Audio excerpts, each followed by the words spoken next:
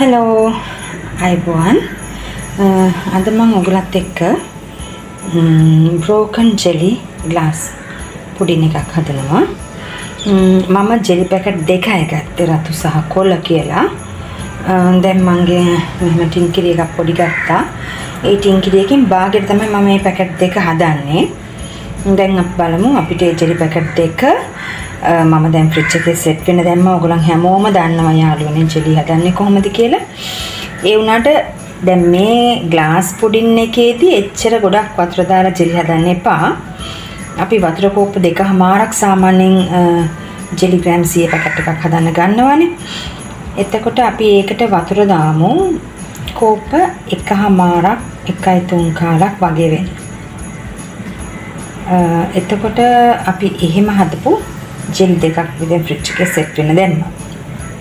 මේ ඊළඟට අපි දැන් මෙතනට අපිට අවශ්‍යයි වතුර උතුරලා ගත්ත වතුර මම මිලිලීටර 250ක් අරගෙන තමයි මේ ටින්කිරි තරමක පොඩි ටින් එකක් ගත්තේ මම 396 ග්‍රෑම් ඒකෙන් භාගයයි දාන්නේ මම ඒ 250ට වතුර. හරි ඊළඟට මම මෙතන ජෙලටින් ගන්න තියෙනවා. ජෙලටින් තේ හැඳි දෙකක් මම දානවා පෙඟෙන්න ඇල් වතුරට දාලා ඒක උණු වතුරේ දාලා දිය කරලා ගන්න. ඉන්න අපි බලමු කොහොමද කරන්නේ කියලා.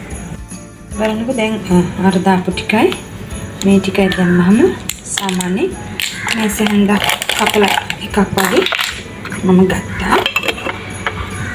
ඊළඟට අපි ඒකට වතුර ටිකක් දාමු.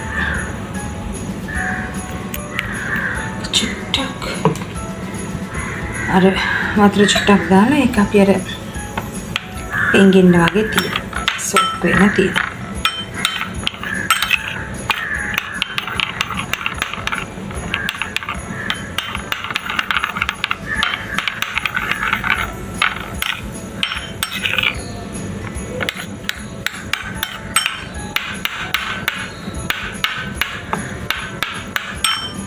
එහෙනම් අපි තියමු ඒක පොඩ්ඩක් පෙඟෙන්න.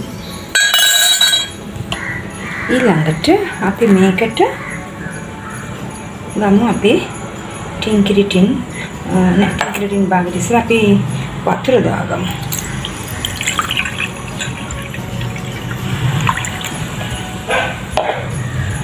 වතුර ගමු.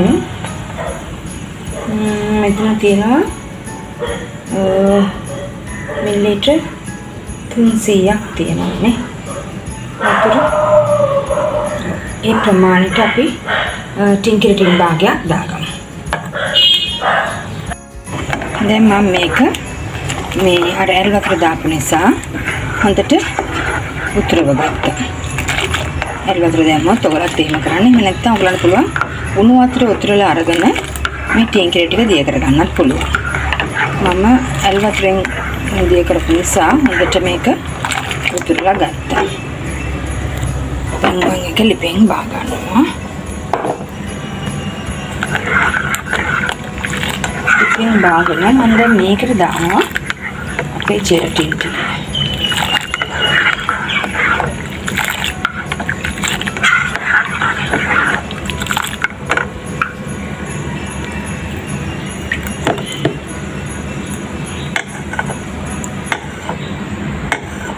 මේක ජෙලටින් ටික දාගෙන හොඳට දිය කරගන්න. දිය කරගෙන මේක අපි නොවෙන්න තියනවා. හොඳට ටින්කිරි ටින් භාගයක් නැත්තම් තුන් කාලක් වුණා ප්‍රශ්නයක් නැහැ දාන්න පුළුවන්. ඊළඟට මේක ජෙලටින් ටික දාලා හොඳට දිය කරගෙන ඉවරයි. මේකම අපිට එලකිරි වලිනුත් හදන්න බැරි කමක් නැහැ. ෆ්‍රෙෂ් මිල්ක් අරගෙන අපිට එහෙම හදන්න පුළුවන්.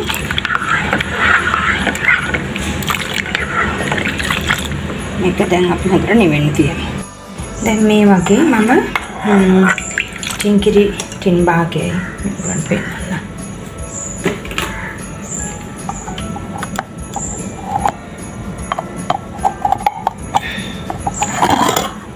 මේක ටින්කිරි ටින් භාගයයි ඊළඟට ඒකට වතුර මිලිලීටර 300ක් අරගෙන දැන් මම මේක රත් කරගන්න යන්නේ. රත් වුණාට පස්සේ මේ ජෙලටින් ටික අපි ඒකට දාන්න. මම මේක පොඩ්ඩක් රත් කරගෙන එන්නම්. යන් අපි ඔයගොල්ලන් බලමු. මේක දැන් අපි මෙහෙම හොඳට එවා ගන්න. මේ ඔයගොල්ලන් පිනල් මත මේ ටින් එකකින් හොඳට මොනවද තියෙනවා බාහිර.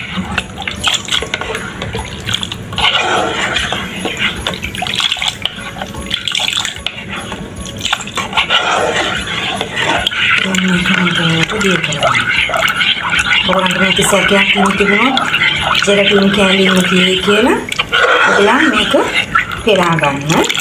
පුඩින් එකට දාන්න කලින් මේක පෙරා ගන්න.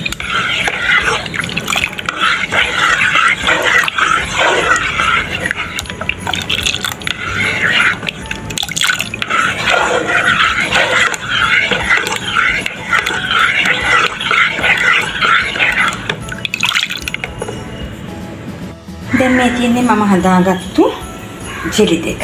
හදලා පේනවා කොහොම ටිකයි ජෙලි පැකට් එක උනාට වතුර දාලා තියෙනවා. දැන් මේක මම කොටු කපා ගන්නවා.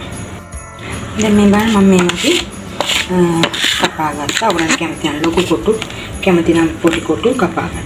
මම දැන් මේ දෙකම එකකට දා ගන්නවා. මට එක මම මේකකට තමයි පුඩින් එකක් හදාගන්න යන්නේ. හරිද? දැන් මේ ආකාරයට මේක මම හිස් කරගත්තා.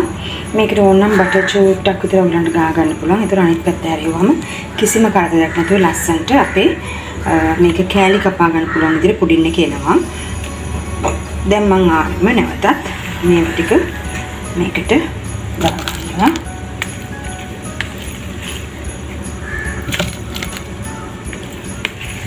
මේකේ පාට දෙකයි මම ගත්තේ. ඔයගලන්ට පුළුවන් කැමති පාට ගොඩක් ලස්සනයි පාට මේ දම් පාට එහෙම කැමති පාට අරගෙන මේක හදන්න. කැමති පාට තියෙන ලස්සන පාට එකක් හදාගන්න පුළුවන් ජෙලි. දැන් මේ වගේ එකක් හොඳයි නත්තලට වගේ ගැටලුවක් නැහැ. තව එතකොට අපි ඩිසර්ට් වර්ග හදන හින්දා මේ දෙක විතරක් දාලා හදන්න පුළුවන්. නැත්නම් ඔයගොල්ලෝ ලස්සන දම් පාට ඔරෙන්ජ් පාට ඒ වගේ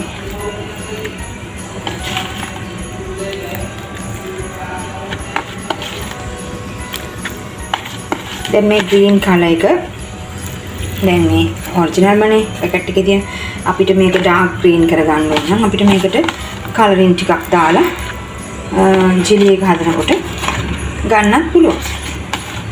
ඩාර්ක් කරගන්න. ඒක තමන්ගේ කැමැත්ත අනුව ඕන එකක් කරන්න පුළුවන්. ඉතින් දැන් මේ වගේ මේක දැම්මා.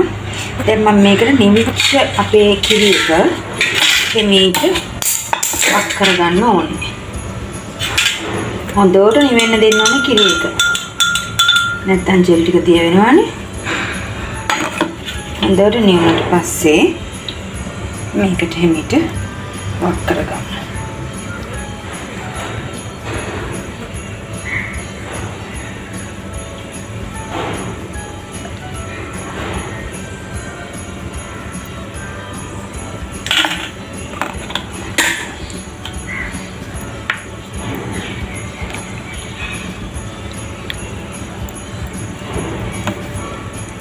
දැන් අපි මේක සෙට් වෙන්න දෙමු. ෆ්‍රිජ් එකේ පැය ගාණක් හොඳට සෙට් කරලා ගමු.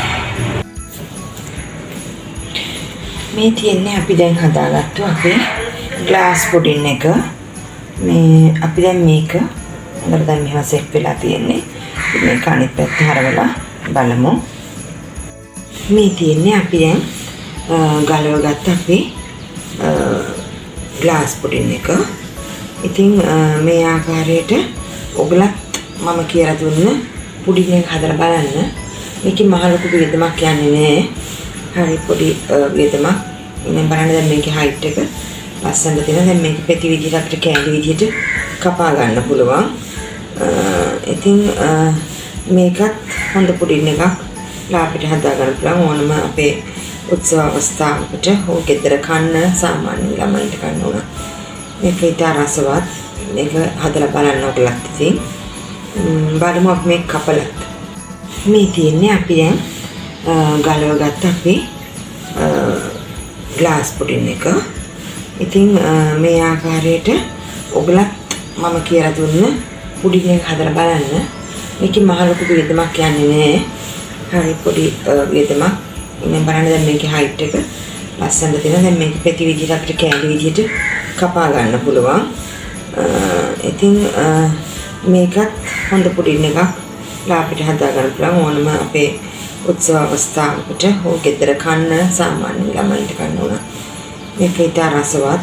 මේක හදලා බලන්න ඔයගලත් ඉතින් බලමු අපි මේක කපලත් මේ විදිහට ඔයගලන්ට මෙහෙම කපලා කෑල්ලක් ගන්න පුළුවන්. මේක මෙහෙම අතට අරන් උනත් පාවිච්චි කරන්න දෙන්න පුළුවන් පුඩින් කෑල්ලක්. ඉතින් මේක ඔයගලත් try කරලා බලන්න. ඕනම පාට ප්‍රමාණයක් මේකට දාගන්න පුළුවන්. ඉතින් මේක හරි රසවත්. එහෙනම් මේ වීඩියෝ එක බලුවට ඔයාලට බොහොම ස්තුතියි.